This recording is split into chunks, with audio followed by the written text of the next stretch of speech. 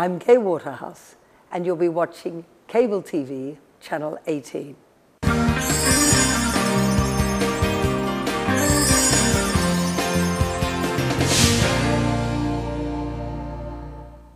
著名練馬師湯美史密夫只得一個小朋友。有一日，有人就問佢咯：究竟你有冇遺憾㗎？因為冇仔咧可以同佢一樣做練馬師。不過佢就答冇，因為佢話即使嗰個仔佢都有可能咧成為一個抹槍嘅工人，反而而家佢個女比佢咧更加有野心喺呢個賽馬事業度發展。佢個女而家已經喺澳洲贏得超過130場嘅一級賽，佢不斷進步，永不放棄。佢如果唔係成為練馬師嘅話咧，好有可能喺劇院度仲做緊演員㗎。下次見到佢嘅時候，記得同佢去 coffee shop 買杯白咖啡喎。佢就係我哋今日人氣馬場嘅嘉賓活侯夫人啦。You are the only child of Hall of Fame trainer T.J. Smith, and after your graduation from the New South Wales University, and you studied art. So why would you like to do this? Well, I wanted to be an actress from when I was a tiny child, and I suppose I had a very vivid imagination. And being an only child, I suppose you have a different life to if you're in a family group or you have siblings. And my father wouldn't let me go to NIDA. I got accepted into NIDA, which is the National Institute of Music and Dramatic Art, our highest institute for acting in Australia. And he wouldn't let me go. So in the 70s, you didn't fight your parents. You what we say, copped it on the chin. And I thought, well, I'll do arts at New South Wales, majoring in drama. And after 3 years, I got my major. And Dad said, well, we'll go overseas, and we did the 3 derbies. And he took my mother and me overseas. And of course, I ended up staying. And you mentioned that as a young child, you have no intention to be a trainer at all. Right? Never entered my head. But I loved being around the stables, and I loved being with my father. And I was very admiring of my father, Ian, and I spent a lot of time with him as a child, you know, going to the track, riding on the front of the pony. He had a creamy coloured pony called Cornflakes, you know, which of course is what you eat for breakfast. And we rode it out the centre of Randwick every morning. And then he'd take me to Coogee Beach, and half his team would swim in the water there. They'd row the boats out. It was quite a phenomenal thing to see. And I'd be out the front of the boat while the boys were rowing them out, and the horses are behind the boat, swimming behind. We still swim the horses, but not off the boats. So you said you would like to act more than anything when you were young. So what brings you back to racing? Well, I think it was very good, because when I stayed over in England for about 3 years, I went to all the race meetings. So if I was out of work, or I was in between jobs, or even if you know, there wasn't a matinee on the Monday or the Tuesday, yes, I would make sure I'd go to whatever race meeting was close at hand.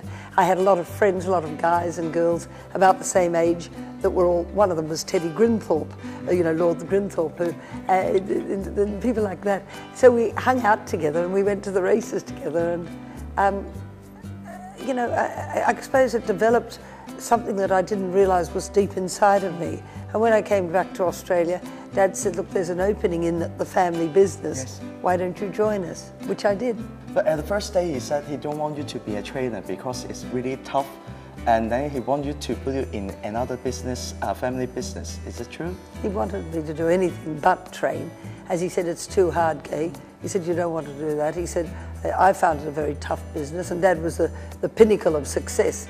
But I suppose I could only see, I admired him so much and loved him so much, and so much wanted to sort of, I suppose in a way, emulate him, and that's how come I followed. So do you feel a little bit stressful when you have under some training from your father? Very stressful, because when I got my license, which was a bit of a battle to get, but when I got my license, Dad, of course, didn't regard me as training the horses at all. He just thought, well, he'd keep training them. So I'd be sending the horses out, yeah, and when I got out there to train my 2 or 3 or 4 horses, he'd train them. And I'd say, but, you know, I got the license, I should be training them. And he said, no, I'll do a better job. I said, I know you might do a better job, but I'll never learn. Yeah. If I don't make mistakes, I'll never learn. Anyway, eventually he pulled back a bit, but he always had a lot to say, which was good, because that was his knocking me into shape, putting me on the straight and narrow, training me to see what I didn't know to look for in horses. He trained me to see these things. But as a female trainer, do you have any difficulties in dealing with different owners as Mr. Smith saying that it's really tough to deal with the horses also as their owners, right? Well, I never think of myself as a female trainer. I'm a trainer. So when I walk on the course, I'm training the horses, male or female.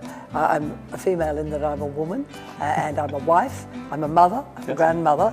But when I train horses, I'm a trainer.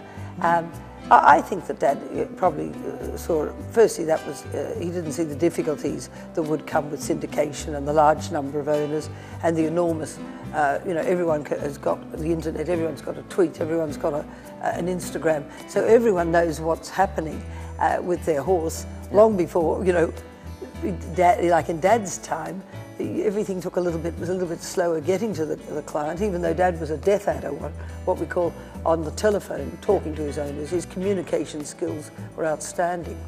Saying that when you are in Rome, there's a pickpocket, and you even chase the offender all the way and get back your bag, right? Yeah, it was so funny.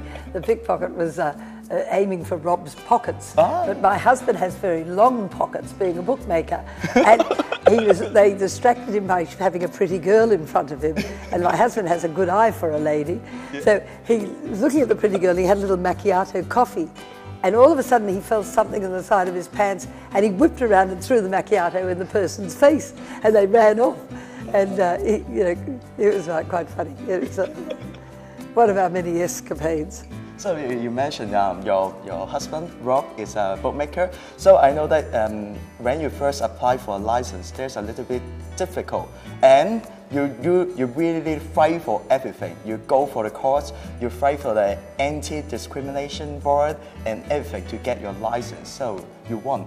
We did win, and it became an act in Parliament. It's called the Waterhouse Act, and it's for giving equal rights to women in the workforce, and not to be discriminated against and not to be seen as an appendage of their partner. It was a very important act for women in the workforce, and for me, of course, it was a breakthrough. It got me my license. Yes. So actually, you really stand out as for all the rumors that if you want to do something, and if you are keen enough, that you have to fight for it. I think you have to. I think you have to be totally committed to whatever you want to do in life. And I was very single-minded, as I am still. I love it when people say she can't or Gai can't, because the word can't doesn't exist in my vocabulary. I won't allow anyone in my stable to use it. And I just say I can do anything. I just put my mind to it, and I think if you can be that determined and that single-minded in life, it certainly helps be a success. So you now have more than 120 horses on the books. So how do you identify of them? I think about how I'm going to program them, where I'm going. I think most top trainers are exactly the same. You have to have them 24/7 in your mind.